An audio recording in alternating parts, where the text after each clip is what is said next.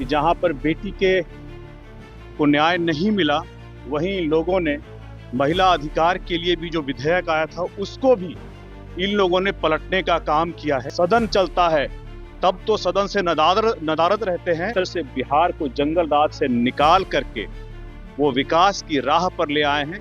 एक बहुत बड़ा लेगेसी निशांत जी के पीछे है और एक बहुत बड़ी जिम्मेदारी भी उनके ऊपर है। विकास की मार्ग का दिशा उद्देश्य नीतीश कुमार जी ने दिखाया था, उसी मार्ग पर बिहार सरकार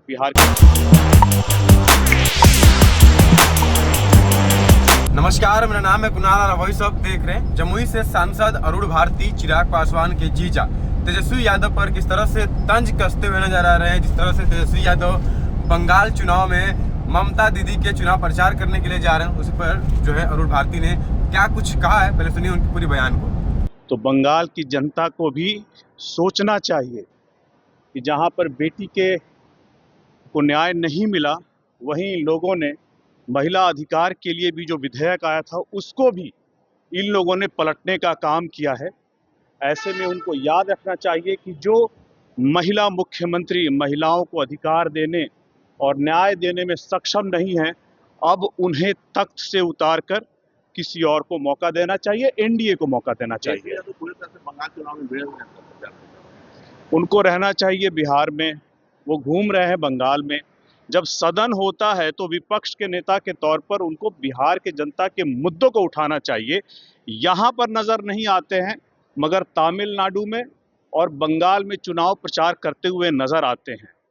जब नेता प्रतिपक्ष अपने दायित्वों को अपने स्टेट में, अपने राज्य में छोड़ करके दूसरे राज्यों में जाकर चुनाव प्रचार करते हुए नजर आते हैं, ऐसे में उनकी भूमिका पर सवाल उठना चाहिए कि जब सदन चलता है तब तो सदन से नदारद रहते हैं, मगर सिर्फ और सिर्फ अपनी ओछी राजनीति के लिए दूसरे राज्यों में जाकर चुनाव प्रचार करते हैं।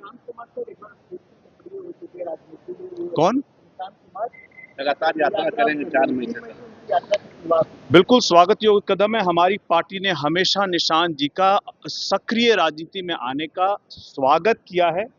बिहार को पढ़े लिखे अच्छे युवा नेतृत्व की जरूरत है और ऐसे में अगर निशांत जी, जिनके पिता माननीय पूर्व मुख्यमंत्री नीतीश कुमार जी ने जिस तरह से बिहार को जंगल राज से निकाल करके वो विकास की राह पर ले आए हैं, एक बहुत बड़ा लेगेसी निशांत जी के पीछे है और एक बहुत बड़ी जिम्मेदारी भी उनके ऊपर है। ऐसे में सक्रिय राजनीति में आने की उनका बहुत स्वागत है।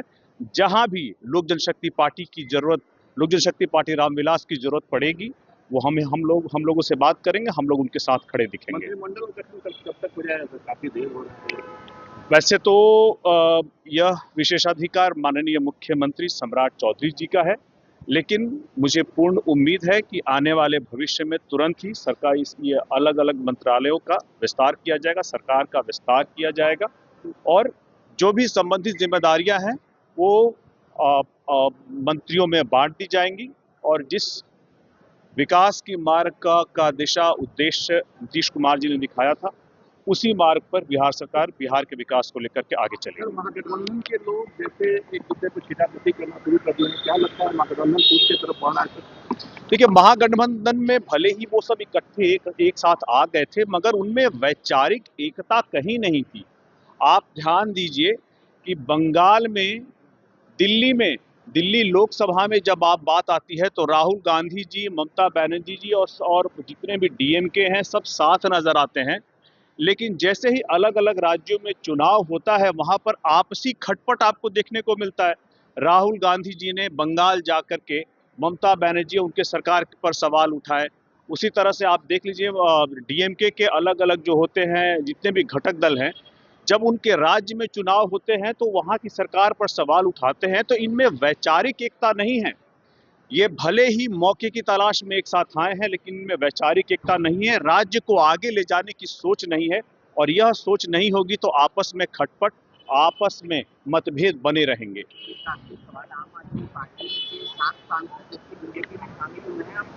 तो सुना आपने, साफ उन्होंने कहा कि जब सदन चलता है तो गायब रहते हैं, लेकिन जब टीएमसी का चुनाव प्रचार करने का टाइम आया तो उनके पास टाइम है वो रोज रोज चुनाव प्रचार कर रहे हैं और दिन रात चुनाव प्रचार कर रहे हैं। वहीं जब बिहार की जनता की आवाज उठाने की बात आती है संसद में तो वो गायब रहते हैं। तो देखना होगा कि इस पे तेजस्वी यादव क्या प्रतिक्रिया देते हैं। फिलहाल जो है अरुण भारती बयान देकर के जो है राजनीति में हलचल मच गई है। बहुत बहुत धन्यवाद। चैनल को सब्सक्राइब करें, इसको लाइक करें।